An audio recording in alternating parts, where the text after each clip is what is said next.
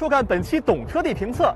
那有这么一位新人，他凭借着不错的动力和安全配置表现，成为了很多预算在10万元以内消费者的首选。他呀，就是比亚迪海鸥。那这一台车呀，你说这话我可就不爱听了，还首选？有问过这台后备箱能装下完整1个我的50缤果吗？哟，怎么着？听你这意思是要跟我比试比试是吧？比什么呢？你知道买这类车的用户最关心什么吗？什么呀？便宜跑得远，咱就比续航。比续航？充满电了吗？看谁先趴窝。走。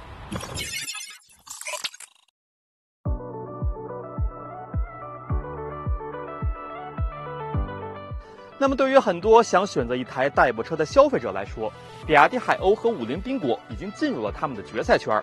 两台小车也是各有千秋，海鸥安全配置更丰富，缤果车身数据有优势。那接下来我和佳明将从多个维度对它俩进行对比，看看谁能够满足代步之余，还能给到我们更多的惊喜。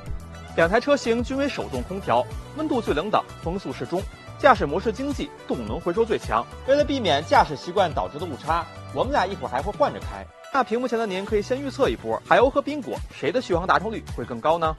那现在我们就正式开始了本次的极限续航测试。首先跟您说一下这台海鸥，它的电池容量是38.88度，CLTC 续航里程可以达到405公里。那本次测试呢，我们将经历北京的早中晚高峰。我这辆高配版本的50缤果呀，它是 CLTC 333公里续航的版本，电池容量是31.9千瓦时。我们期待一波吧。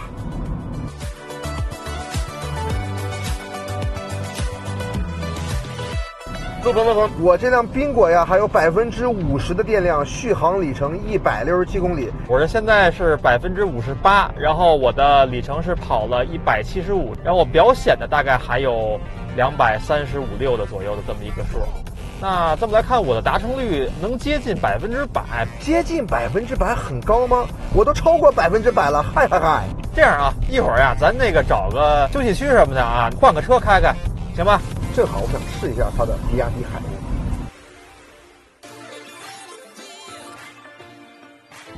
开了一会儿这台50缤果之后，它在动态驾驶方面与比亚迪海鸥最明显的区别呢，大概有这么2点。第一个呢，就是动力表现。虽然它们二者在动力参数方面只有5千瓦的差异，但是这5千瓦呀，就是能在实际体验中感受出来。比亚迪海鸥的动力是要比50缤果要更强劲一些的，并且在同为 Eco 模式下，海鸥的极速是可以超过100公里每小时。而50缤果的极速呢，却只有83公里每小时。当然了，在行驶在限速为80公里每小时的4环主路上，这2台新车无论是面对拥堵或者是通畅的路况，都可以比较从容地跟随住车流，动力呢都没有什么问题。那么第2点就是底盘的滤震性，比亚迪海鸥底盘对于细碎颠簸的处理要更加利落，而这台50缤果除了底盘更颠之外，从方向盘处传来的细碎震动也是要比海鸥更明显一些。那不管是50缤果还是这样比亚迪海鸥，它们的坐姿以及方向盘角度都和一般家用的紧凑级轿车或者小型车是高度一致的。那开着它们并不会有那种像是在开老头乐那种感觉。转向手感方面，50缤果偏沉稳，虚位较小，车头的指向性更加的清晰。那这辆比亚迪海鸥更加的轻盈，上手非常的容易。那如果你跟我一样啊，开这辆小型车也非常注重驾驶乐趣的话，无疑50缤果更符合你的口味。但如果你开这样的小型电动车，就是城市当中日常代步的话，我觉得这辆车型上手会更加的容易，同时它的方向盘手感也更好。这台50缤果在电量掉到20%以下之后，动力呢会受到一个明显的影响。现在啊，我已经将加速踏板踩到底了，但是它的动力提升明显不如之前高了，73、74、75、76。但好在它还能将速度维持在70多公里每小时左右，所以说呢，在这个比较通畅的主路中，我也是能跟随上车流的，倒是没有什么非常的影响。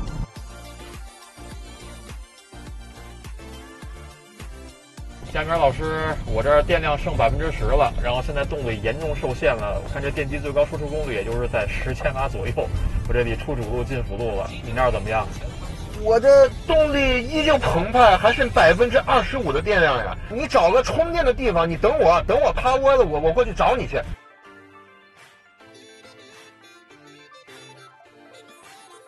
那么这台50缤果在表显电量还剩余2%的时候就彻底趴窝了，它并没有到0%啊。不过可以看到，目前我们的小计里程是335.7公里，这已经是超过了官方的 CLTC 续航里程的333公里。那也可以看到，在趴窝之后啊，车辆的灯光目前是正常的，上面的这个化妆灯是可以开启的，然后双闪也可以正常开启。它的空调呢是可以出风的，就是应该是已经是自然风的状态了啊。同时它的液晶仪表包括中控屏幕也都是可以正常点亮的，并且呀，远近光灯切换都是正常的，近光灯包括远光灯，然后它的车窗呢也是能正常开启的。看来呀，它这个留的2%的电量应该就是给这些设备进行一个供电，以保证咱们的一个基础的安全吧。但是我还是认为它应该在标线电量剩余0%之后再进行一些保电的措施。2%的时候应该呢还是给消费者提供一些可以移动车辆的电量。那么您怎么看呢？从天亮是测到天黑啊，兄弟们，这辆比亚迪海鸥续航也太坚挺了，现在还有4%的剩余电量，还能跑17公里，我们总共已经行驶了372公里，哇，这个打拼率可以说是非常的可观了。现在啊，就看这个4%还能跑多久。哎呀，刚才还在吐槽陆鹏那辆宾果呀，在低电量的时候动力受限比较明显。那么这辆海鸥该来的也来了，在2%的时候，动力就受限了。陆鹏呀，我这辆比亚迪海鸥终于是趴窝了呀！你可算完事儿，我等你1个小时了。我告诉你啊，我成绩特别好，续航达成率超过了95%呢。95%？哎，你过来啊，我告诉你我是多少。你的386，95%，我的呢？你这个呀，335.7，约等于101%。101，那还是我优秀嘛？等等，你别高兴太早啊！你这车在2%的时候给我扔路边了，我给推回来的，累死我了。那这一环节互有胜负，接下来比什么？比什么？咱就比充电怎么样？看这个没有，180千瓦的E2的充电桩，咱们俩同时冲上去，看看谁的实时功率最高。那就对比一下，走着上车。两台车型从0开始充到100%，每充5%就记录一下充电功率和所用时间，看看谁的平均充电功率最高，所用时间最短。海鸥在插上充电枪之后，充电功率可以快速来到39千瓦，在0到80%的电量区间内，基本可以维持住这个功率。70%之后有所下滑，最终30%到80%的充电时间大约为33分钟，该区间平均充电功率为36.31千瓦，而0到100%的充电时间约为73分钟。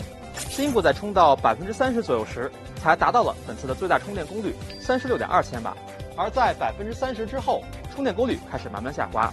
最终30%到80%的最大充电时间约为41分钟，该区间平均充电功率为26.6千瓦，0到100%的充电时间为96分钟。综合来看，180千瓦的快充桩完全足够让两台车型达到自己的最大充电功率。海鸥的电池容量更大，但它3电系统方面的优势，则是让它的充电速度明显优于宾果。哟，天都亮了，刚充好电呀？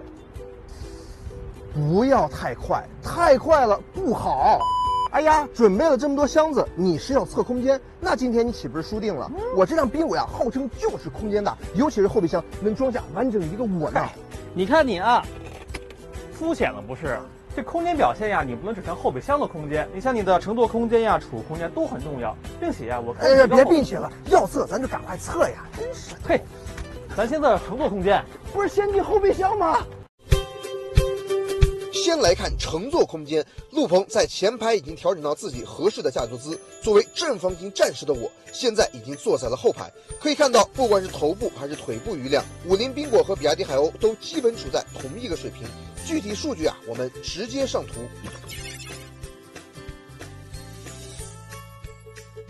除此之外，宾果的坐垫和椅背更柔软，陷入感会更好，而海鸥的坐垫更长，对于腿部的承托相对会更出色。值得一提的是啊，海鸥的后排车窗面积没有宾果大，再加上车顶是黑色的，所以长途乘坐时可能会稍显压抑。看来宾果在轴距方面的优势并没有在乘坐空间中展现出来。在前后排的储物空间方面，二者门板处的储物能力相似，而海鸥的优势在于装扶手箱前后有着更丰富的储物格，并且还配有无线充电。宾果则是采用了主副驾贯穿式的设计，可以在此放个手提包什么的，同时还配有小挂钩。后排宾果相对寒酸，只有一个较浅的小杯架，而海鸥则是可以放下3瓶水。那接下来就是我最期待的环节了，后备箱空间实测。陆鹏啊，你小，你先来。嘿，我这海鸥啊还真不小。首先，后备箱可以放下2中1小共3个箱子，而将后排座椅放倒之后，看到我身边这4大2中2小共8个箱子了吗？这台小海鸥全都能装下。这些很多吗？哎，来看看我这台宾果啊。首先，后备箱可以放下1大1中2小4个箱子，放到后排座椅后啊，虽然数量上也是8个箱子，但我是5大1中2小，车长的优势这不就显现出来了吗？快点给我收拾！你别得意，你空间呀就比我大那么一点儿。哎，对了，我突然想起来了，咱有个重要项目没比呢。啥呀？车是用来干嘛的呀？车是用来开的。哎，你敢不敢跟我下赛道？这7、8万的小车，我觉得就没有这个必要了吧？咱不是要比圈速，咱是看看谁的极限高。因为极限也是反映车辆安全性和机械素质的一个重要表现。不是你干嘛去？我觉得还是空间比较重要一点。重要。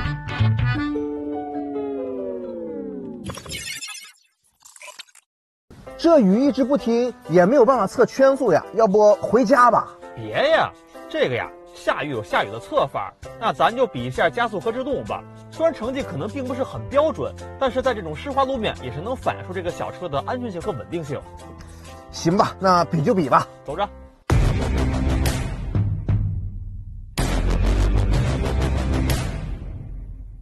那台宾果呀，极速上100都费劲，这回合还得是我赢。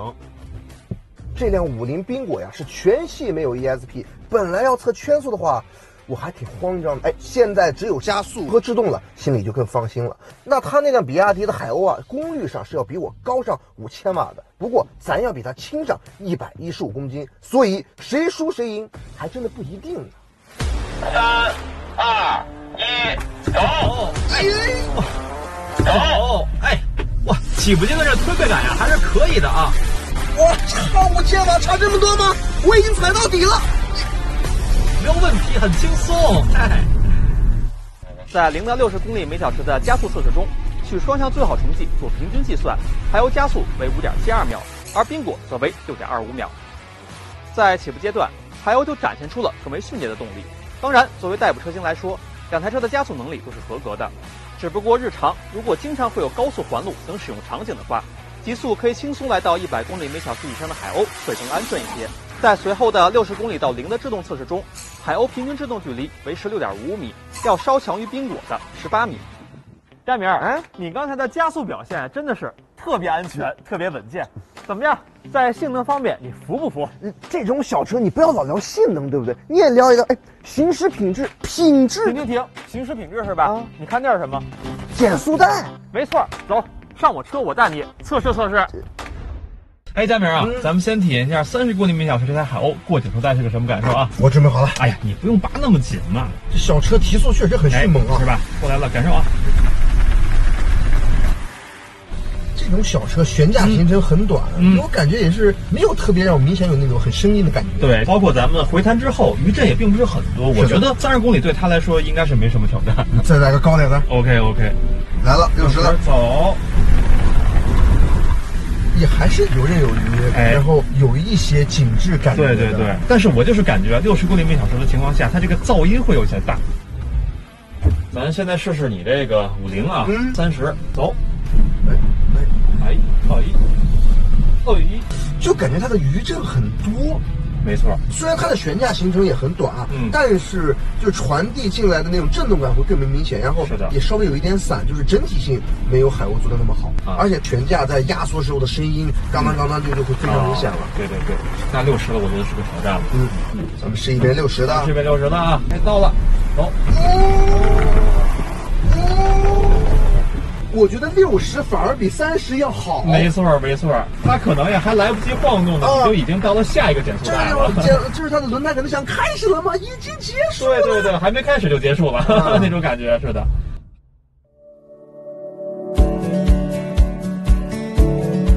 这2天我们分别在晴天进行了极限续航和充电的测试，以及生活场景下的空间测试。当然了，还有今天在雨天下的一些性能的比拼。那么综合来看呀，我这台比亚迪海鸥在机械素质方面还是要更胜一筹的。那我身后这台50宾果则是在空间以及便利性上更具有优势。那2款车，我个人认为难分伯仲。哎，佳明啊，咱们好像忘了一点啊，咱们这次呀并没有在八达岭进行一个麋鹿测试。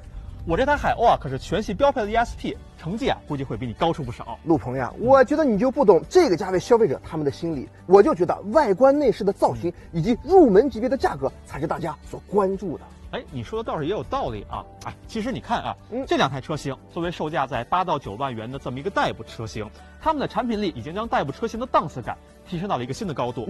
那各位观众朋友们，从你们的产品需求来看，他们俩的市场前景，您更看好谁呢？来评论区里跟我们聊聊吧。好的，以上就是本期懂车帝评测的所有内容，感谢大家的收看，我们下期节目再会，拜拜。